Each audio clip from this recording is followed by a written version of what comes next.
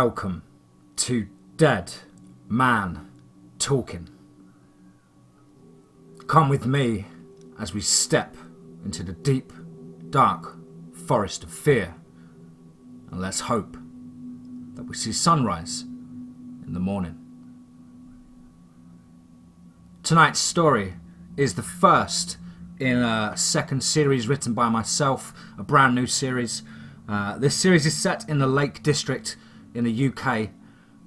Wonderful, beautiful landscape, very barren, lots of underground cave systems, lots of high terrain, and plenty of deep green ancient forests.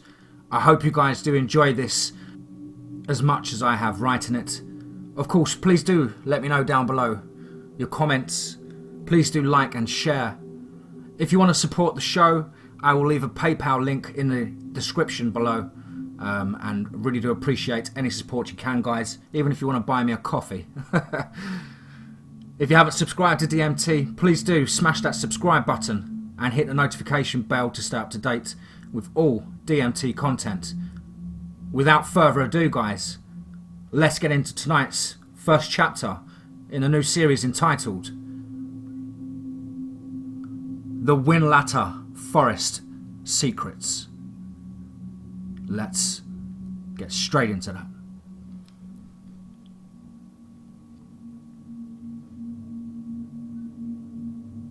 So, we all set? Asked Faye, my wife, as she loaded the last box into the back of the truck. All set, baby, I replied with my excitement brewing in my stomach. Her eyes said she too was buzzing to be on our way to our new dream home. We jumped in and pulled out of the driveway, casting one final glance towards our old semi-detached house. We had lived there since we first got married 10 years ago. Now, with our savings and a good couple of investments, we had purchased a dream property with some land near a lovely remote disused quarry in a beautiful Lake District. It was a risk to pile all of our eggs into one basket, yes, but to be honest, it was a steal. The owner had passed away and it had sat on the market for a couple of years. We literally couldn't resist. The home was a split-level cabin with a basement and separate subterranean double garage. The quarry nearby offered some amazing views, and I was hoping maybe I could build a lakeside cabin in the quarry and start a fishing farm. Faye also had her own dream of painting full-time, and the surrounding land and forest would be ideal. So, here we are, on our way to the Lake District to start a dream life. Our dream life. Unfortunately, it was the opposite. Our dreams soon turned to a nightmare we couldn't escape. Faye eventually fell asleep after leaving London, as she was up most of the night before, organising our trip and reorganising. Yeah, she is a little bit obsessive with organisation. Plus, a general lack of sleep in recent weeks due to a reoccurring nightmare. We joked how it must be an omen. I wish I had taken it more seriously, to be honest. I don't know if they had any link, but looking back now, I don't know. We arrived at the private dirt road that led through the forest and up to our home. Faye had been Googling local parks and activities and was absolutely bursting with excitement that the surrounding forest was one of the last ancient untouched forests in England. There was an abundance of wildlife, some unseen by many, and on the endangered species list. We arrived just after 6 p.m. as the twilight hour was drawing to a close, and pitch black night was consuming all around us. Shadows danced through the tree line either side of the truck as we bounced and rocked over the old dirt road, literally potholes and rocks everywhere. Thank God I had the truck, I thought as we made our way up towards the cabin. Oh wow, said Faye. What? I asked.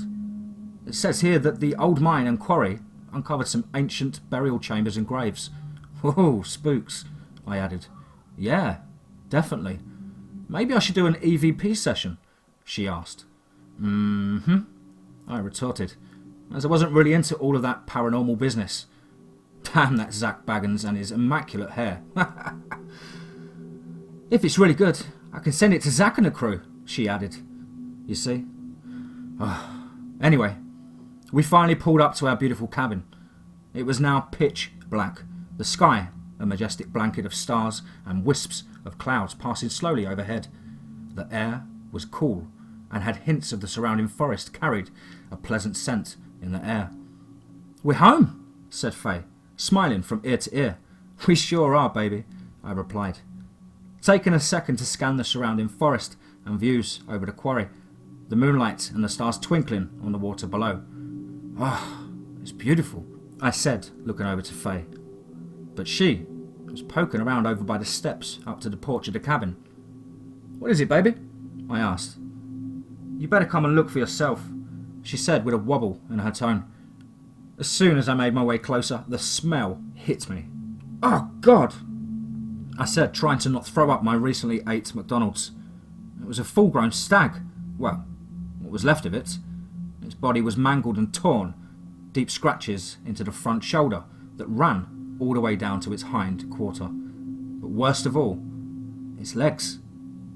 Each leg was broken outwards, for what I can only assume to cause as much pain and terror as possible before the final blow.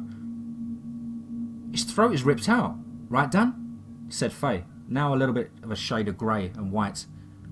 "What could have done this?" she asked. I didn't really know what to say, to be honest. I was shocked as her. "It's probably a local dog or dogs from one of the farms down the road," I answered, trying to sound reassuring, but my mind was blank, and it was getting late.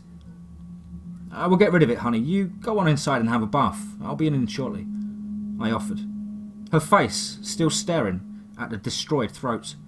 "Honey?" I again asked. Okay, sorry, baby. I guess I'm beat after all this travelling," she answered, still focused on the dead animal's wounds. As she walked up the steps to the front door, she turned to look at me, an unsure look painted across her expression. "I'm fine," I shouted over, smiling like an idiot. She nodded and walked inside. As she did so, she turned the lights on in the cabin, lighting up the nearby tree line and road behind me. I caught a glimpse of something disappear into the forest below. It was large, that is for sure, but what creeped me out is it moved in silence, and it also was clearly trying to hide itself from us. At the time I assumed it was just a scavenging animal, but nevertheless a chill ran up my spine. The air seemed electric, and a strange sense of fear suddenly washed over me. Crack! A huge noise boomed from the forest below the cabin, followed by more. Crack! Smash! Whatever was moving down there was moving incredibly fast and sounded extremely large and moving towards the quarry. Just then, as I stood perplexed holding this mangled stag carcass like some lunatic murderer trying to drag his victim's body into a shallow grave, a enormous and deep howling or screaming erupted from the forest, and it wasn't alone. Another soon followed from my left towards the dirt road that we had just driven down, and it was close. I dropped the stag and ran up to the steps of my decking and front door. I could hear something with wheezing breath and heavy footfall thumping its way across the gravel behind me. Sheer panic raced through my veins. As I made it to the full security of the front door, I turned, only to see the back end of the stag being dragged quickly into the tree line, the branches 5 feet above it swaying as if something had just pushed its way through them. I gasped as another deep howl erupted from the forest below, sending flocks of birds flying into the night sky. And then silence fell all around. I was still standing at the door when Faye swung open the door behind me, causing me to jump out of my skin, and I squealed a note I didn't even think was possible for a man to do. "Oh, did I scare you?" Faye grinned. I was still panting from the run and panic. I managed to blurt out, "Yeah," fake laugh, but she could see me trembling and my face apparently was as white as a sheet of paper. Yeah, you got me, honey," I said, trying to recover my masculinity. "Did you hear that?" I asked, looking more than puzzled. "No, what?" Faye answered. I noticed then that she had her Beats earphones around her neck.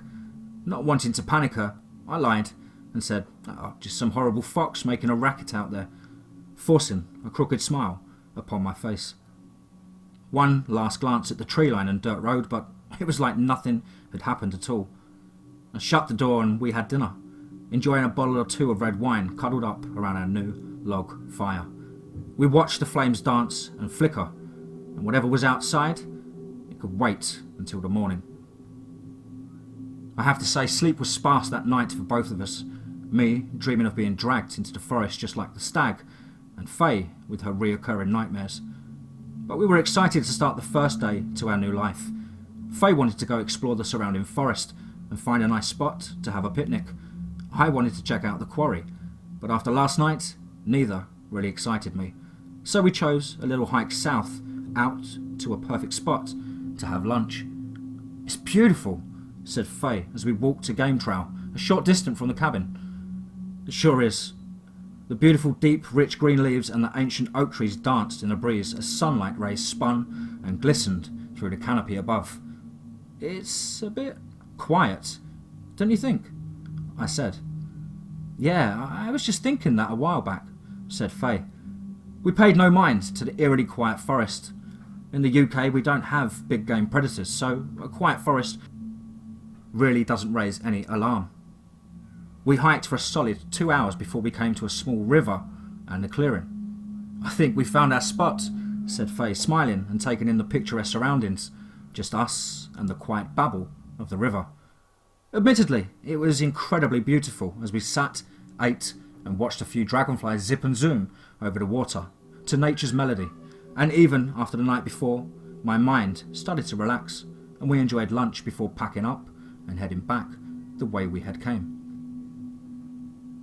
About 20 minutes into the hike back on the game trail, we noticed a set of what looked to be large, very large, strange, almost canine-like prints that crossed on and then off the trail and heading in the direction we had just taken.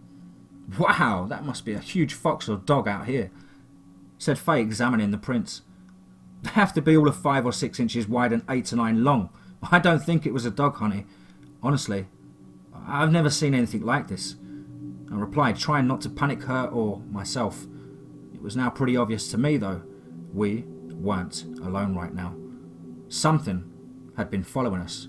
Something heavy, unknown at least to my knowledge. Oh, and did I mention they were huge, with what looked to be very formidable claws or nails. Alright, let's get going, eh?" I suggested, almost picking her up from the forest floor and marching her away towards home, all the while glancing over my shoulder, left, then right. Still, the forest was silent. It was getting to be around 3 p.m. now, and in an hour or so nightfall would be upon us.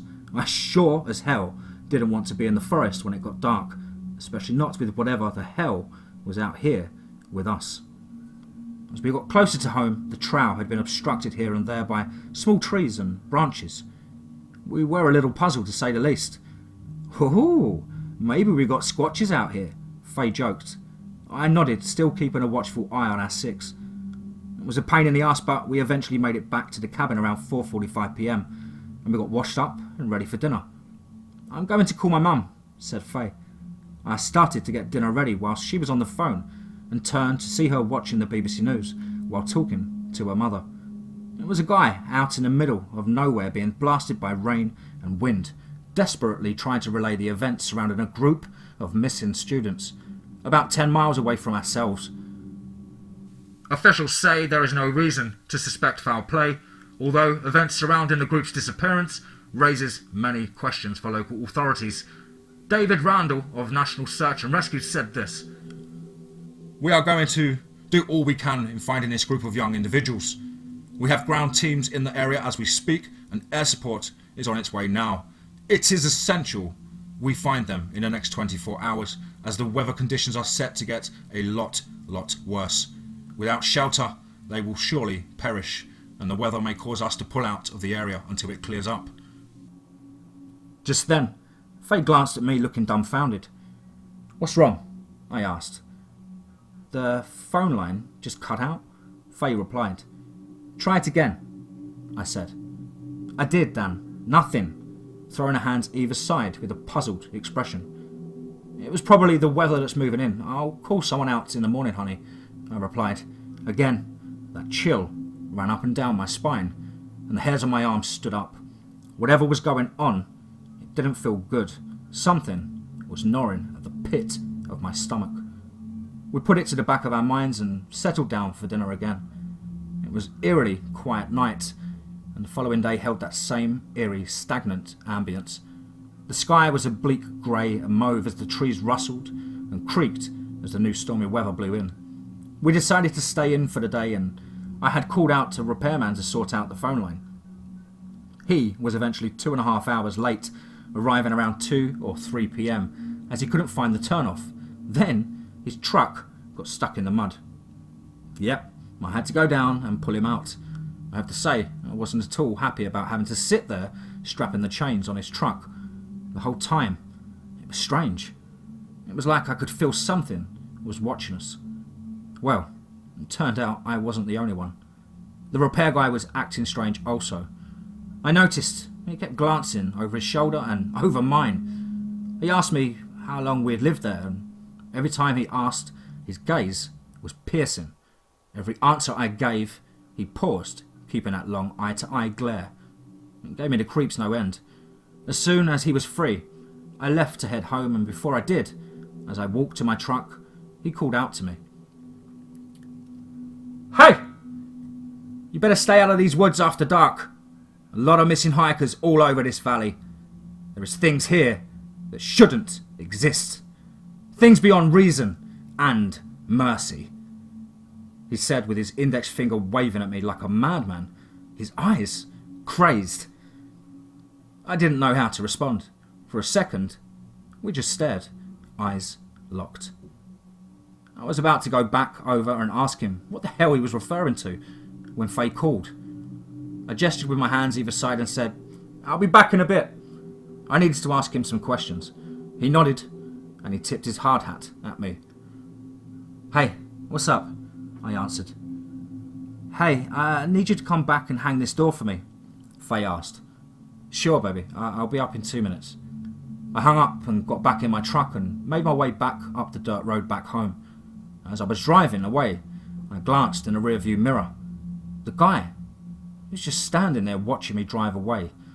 Okay, I thought. Something is not right here. What on earth was he talking about? I mean, yeah, people go missing all the time, especially out here in the country. Then, of course, that feeling in the pit of my stomach arose again, like a foreboding twist in my intestine. Was he talking about whatever was making all that noise at night, and in the forest the day before? I arrived home as the weather was getting worse. In the distance I could see the storm front rolling in over the land to the valley below. Little flashes here and there of lightning way off in the distance danced in the clouds. He'd better hurry his ass up before this wind and rain picks up, I thought to myself. Surprisingly, the storm managed to hold off longer than expected, but we didn't hear anything from the repairman for a couple of hours. As much as I didn't want to, I knew I had to go speak with him about whatever he was talking about. I needed some answers for the weird things that had taken place since we arrived. Faye kind of seemed to pick up on my vibe and asked how long did I think he was going to be. I chuckled. I said I had no clue, especially in this weather. "Oh, okay." She laughed. I smiled back, but I knew I had to go, and it was around 6 p.m. and wasn't getting any earlier. "I'm going to go check on him, see if he's got stuck again." "Okay, baby," Faye replied. I grabbed my flashlight, raincoats and cigarettes and headed out to the door, glancing back to see Faye all happy cuddled up and watching her favourite programme on TV, with a smile on her face. I closed and locked the door, got in my truck and made my way down to see what was up. By now, it was pitch dark out. The wind was heavy and I could hear it whistle through the nooks and crannies of my truck. Rain began to blow all across my windshield and windows, making my vision ahead a task in itself. Anyway, a couple of minutes down the now liquefied dirt road, again, thank you Land Rover, I could finally see his truck, right where it had been before, although now it was across the road at a 35-degree angle, lights on, and as I would eventually find out, engine running. almost like he had attempted a U-turn, or a Yui, as you guys might call it. My brow frowned at the sight, and my hands grew sweaty on the steering wheel. I pulled up just short of his truck, the rain coming down in sheets. My truck windows already steamed up with condensation. Where was he? I thought. Where the bloody hell is he? As much as every fibre of my being screamed at me to get out of there now, my stomach in knots, I stepped out onto the muddy road and began walking around to the truck, clicking my flashlight on as I did so. It was torrential, the rain beating off my face, and that same distinct rotting smell lingered in the air. I slowly looked around but couldn't see him or hear him anywhere. "Hello?" I shouted. Nothing. Again I tried. "Hello?" Nothing. I finally made it around to his truck to his driver's side door, which was wide open. As I did so, I thought I heard a man's yell, but it was quick and very faint from a distance into the forest. I couldn't make it out. I focused my attention back to his door, and that's when I see it. Blood. Not a lot of blood, but definitely enough to cause concern for the man's well-being. It was over the floor pan of the truck and his seat. I glanced down for a second and my heart dropped out of my arse. What the fuck? Right where I stood, there was a distinct drag mark in the mud, plus 2 distinct hand marks clearly digging at the mud as he, whatever, was dragged away. I followed the trail marks with my flashlight, and they led to the nearby tree line. What the fuck? What the fuck? My breathing and my heart pounding in my ear. The rain, my breathing and my heart was all I could hear. As I scanned the tree line once more, I caught a glimpse of what I can only describe as a purebred killing machine. I dropped the flashlight in response and fell back on my ass. Whoa, shit! I screamed, picking the light back up and looking again. It was gone. Did I really just see that? My mind seemed to jump to overdrive as a million thoughts ran through my mind at once, scrambling to my feet and falling over again in the mud. I got back up and raced to get back to my truck, slipping and sliding as I ran like I never had before in my life. I nearly ended up going under my truck rather than to the door as I flew to get into the full security of it. Finally, I scrambled and jumped in, locking the door behind me. Still, his truck sat there, lights on, glaring into the tree line on the opposite side of the road. What the hell was that thing? I said aloud to myself, looking around and out of my truck windows. Nothing but pitch black, swaying forest looked back at me. Where was he? What do I tell Faye? Oh fuck! Just then, something rocked the truck from the back end, with a dull but heavy thud.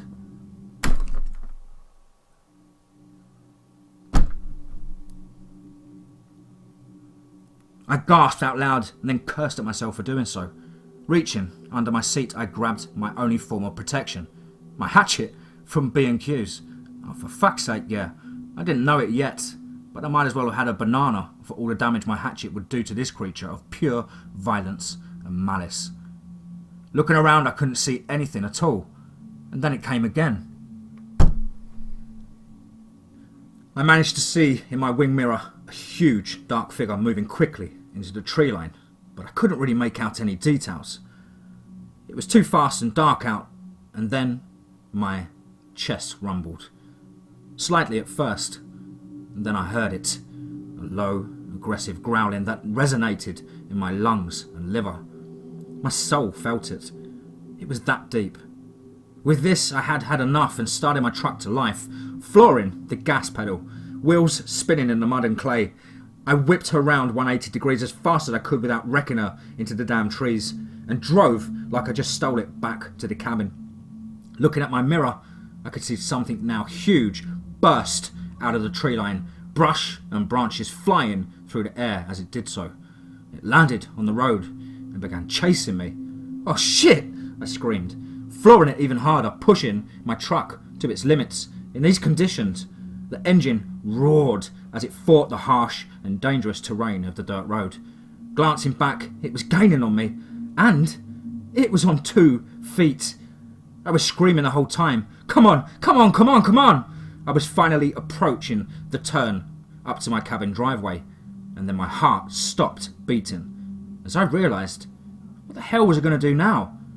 I can't just lead whatever it was, I can't just lead it to our home, to Faye.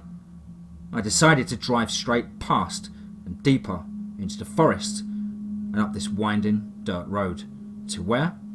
I had no idea, but anywhere was better than near Faye right now. The road wound and went on for quite some time and was getting worse and worse the further I went, with trees and brush all over it. Eventually, I was forced to stop as a mighty old oak tree laying across the road ahead. My heart literally leapt out of my mouth as I see it come into view. I'd only just seen the creature or whatever still chasing me a turn or two back. I threw the truck into reverse and floored it. The engine roared as I sped blindly back the way I'd came. Then I hit the handbrake and locked the steering wheel full turn and managed to spin the truck round again, just in time to see it coming around the last bend in the road, my headlights lighting up the mighty creature and surrounding dark forest and tree lines. It was no more than 30 metres away from me and seemingly coming straight for me like it had to the repair guy. This creature, this thing, this monster was easily 8 to 9 feet tall, with a massive barrel chest. It must have easily weighed in the region of 400 or 500 pounds. Its eyes glowed back at me, an amber to reddish colour. The fur or hair glistened in the glow of my truck lights. I couldn't believe what I was seeing. It threw its enormous long arms open to each side and let out an enormous deep howl. As it did so, I noticed it had hands. It had hands like an ape or human. It wiggled each long finger as it splayed its hands open. I could see hot breath bellowing from its mouth as it edged ever closer. Its canines glistened in the light of my truck, and I was frozen, my mind a complete blank. And then it hit me. Werewolf. The now familiar stench of decay and damp, whatever, was filling the small space of the inside of my truck. It let out another almighty growl and then slapping its long arms down to the earth, causing water from a huge puddle to splash up. I jumped at the sight. It was now right in front of me, less than 10 metres away, when it stopped and began moving around my truck. Finally, towards the passenger side of the truck, it snarled and made a terrifying snapping sound. Came from its maw as it began circling my truck once more the other way, almost like it was enjoying me panicking. I could hear its heavy breathing as it sniffed up and down my passenger door. It suddenly stopped, and then slowly, looking up, it glanced a furious look in its eyes. A feeling of guilt washed over me, and I couldn't maintain eye contact. It smacked the door. Bang! Then it again started to walk on two legs round the front of my truck towards my side. As it did, it dragged its long and seemingly sharp black claws over the hood of my truck. A sly and sinister grin painted across its face. "Ah, hell no," I said. I waited no longer and dropped the truck into gear, flooring it for my life. The creature tried to grab at the truck as I flew past it, its long black claws scraping and gouging into the body of my Land Rover with a squealing, tearing noise that made my teeth hurt.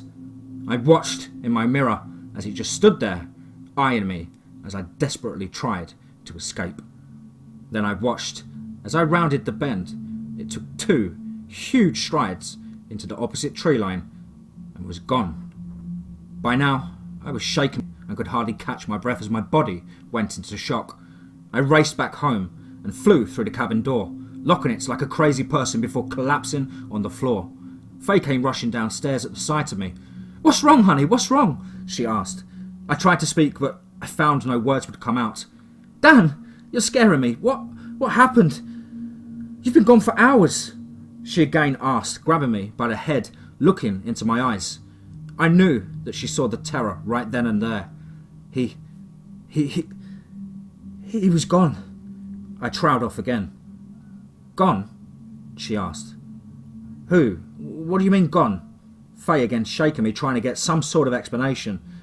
The repair guy's gone, I blurted out in a hurried and wobbling tone. His truck is down the road, but what, Dan? God damn it, what? Asked Faye, now looking more concerned. He's missing. I found blood. Oh God, Faye, I said, looking her in the eyes. Her face a beautiful, puzzled expression. Something is out there. It's huge. It got him and... Oh God. Oh God. It what? She persisted. It dragged him. It dragged him, Faye, out of his truck and into the forest. I finally managed to get out, as my eyes, as wide as a crazy person, jacked up on crack. What? I don't understand, Dan, she responded. Quick, just help me lock all the doors and the windows. Pull the curtains now, I said, starting to regain my surroundings and composure. Okay, whatever you want, honey, she said as we both raced around the cabin, checking windows and doors, before finally we sat and settled down in bed. Why, I have no idea. It's not like we were catching any sleep that night. It was a quiet night with nothing but the storm blowing outside and the rain beating off the glass windows. I lay in bed listening for anything at all, whilst watching my beautiful wife sleep and breathe ever so softly. I had to protect her, no matter what. But how? I didn't stand a chance against whatever that was. Were the legends true? Did werewolves really exist? Around 4 a.m, I heard it again, off in the distance towards the quarry, I think. It was faint, but there was no mistaking that long and deep howling. Then, nothing. Just the wind and rain.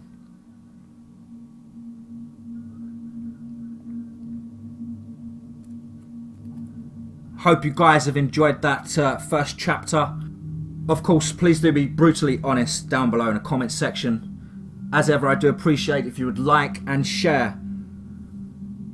And remember guys, this will be an interactive series. I'm going to bring out one more chapter just to get your juices flowing for this one. And then the third chapter, I would like you guys to get involved and tell me what direction we should take the story or the series itself. As ever, feel free to comment down below with those ideas. Much appreciated. Have a wonderful weekend, everyone. And remember, above all, be safe, not sorry.